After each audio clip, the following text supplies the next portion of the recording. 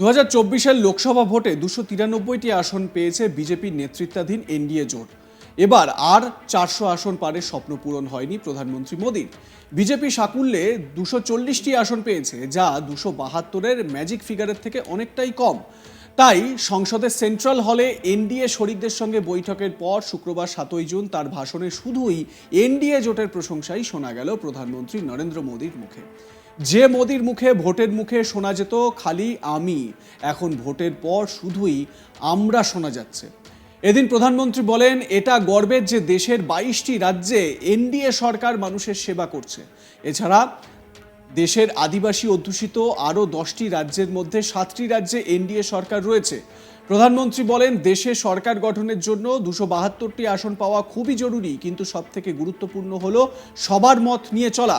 এদিন মোদি বলেন, ভোটের আগে জোট সবসময় গুরুত্বপূর্ণ, আর এই কথা বলতে গিয়ে এনডিএ জোট সবথেকে বেশি শক্তিশালী প্রিপোল জোট বলেও মন্তব্য করেন প্রধানমন্ত্রী।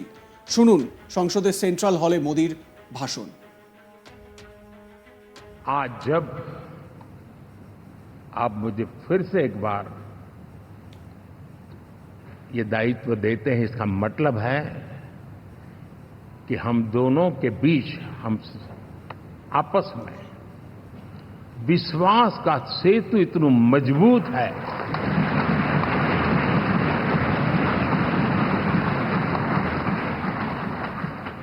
ये अटूट रिश्ता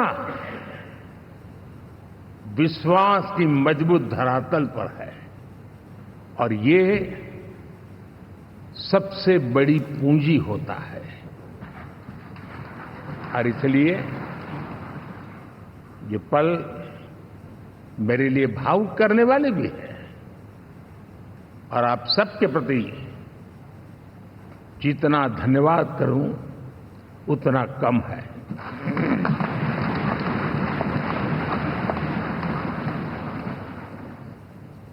साथियों,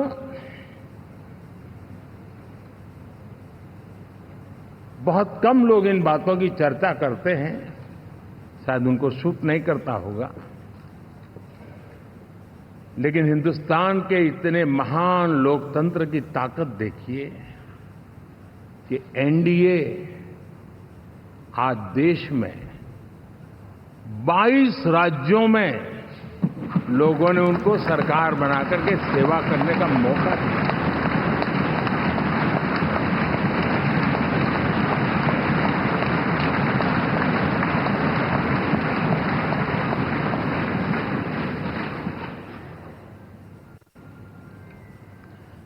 हमारा ये अलायंस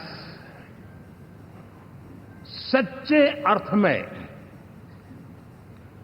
भारत की असली जो स्पिरिट है, जो भारत का आत्मा है, भारत की जड़ों में जो रचा बसा है, उसका एक अर्थ में प्रतिबिंब है।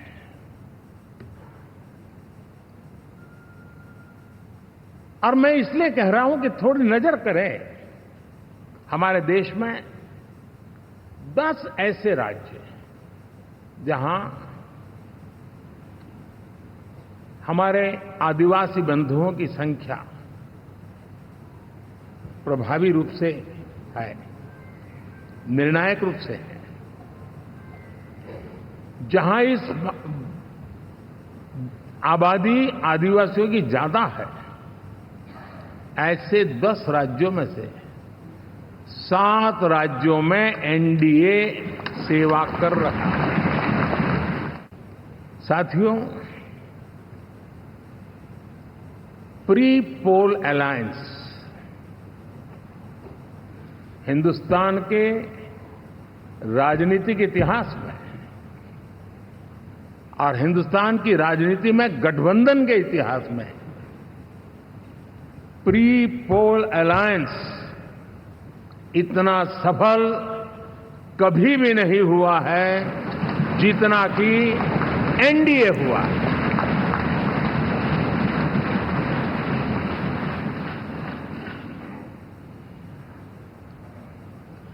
और ये गठबंधन का विजय हमने बहुमत हासिल किया है और मैं कई बार कह चुका हूं, शब्द अलग होंगे लेकिन मेरे भाव उसमें एक सातत्य है। सरकार चलाने के लिए बहुमत आवश्यक है, लोकतंत्र का वही एक सिद्धांत है, लेकिन देश चलाने के लिए सर्वमत बहुत जरूरी होता है।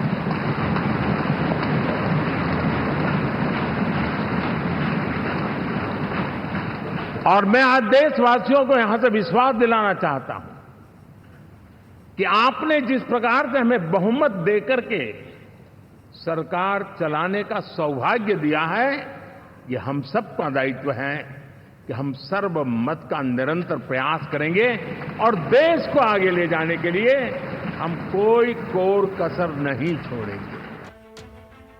1 তারিখ যখন ভোটদান শেষ হলো আর 4 তারিখ রেজাল্ট আসার আগে সময় পর্যন্ত তারা দেশকে খালি হিংসার পথে এগোনোর চেষ্টা করেছিলেন। এটা খুব চিন্তার বিষয়। লাগাতার দেশকে বিভ্রান্ত করা, দেশের মানুষকে ভাগ করার চেষ্টা করছিলেন। আমি মনে করি যে 2024-এর লোকসভা ভোটের যে ফলাফল, সব মানদণ্ডেই বিশ্ব এটা মানে ও মানবে যে এটি এনডিএর একটি মহাবিজয়। আর আপনারা দেখলেন দুদিন কেমন চলল, যেন আমরা হেরে গিয়েছি। শুনুন মোদির বক্তব্য। आप भारत के लोकतंत्र को, पहले उसकी व्यवस्था को अनादर करते हो, अब परिणाम आने से पहले एक ऐसा माहौल बना दो कि बस आग लगा देंगे। हर प्रकार से उन शब्दों का अर्थ यही निकलता है कि उन्होंने देश को उस दिशा में ले जाने का प्रयास किया था। लगातार देश को गुमराह करने का प्रयास किया गया, देश के लोगों को बांटने का प्रयास किया। अरे चुनाव एक ऐसा लोकोत्सव होता है कि ज्यादा से ज्यादा लोगों को हम जोड़े, तोड़ने के लिए नहीं होता है। लेकिन हर प्रकार से कोशिश यही की है। साथियों, मैं मानता हूं कि 2024 के लोकसभा के चुनाव के जो नतीजे हैं, हर पैरामीटर से देखेंगे दुनिया ये मानती है और मानेगी कि ये एनडीए का महाविजय है।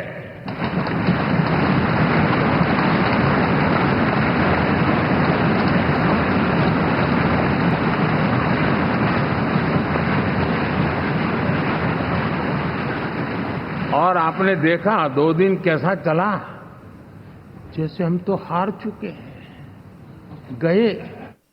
এ নিয়ে আপনাদের মতামত কি জানাতে ভুলবেন না। দেখতে থাকুন আজ তাক বাংলার ইউটিউব চ্যানেল।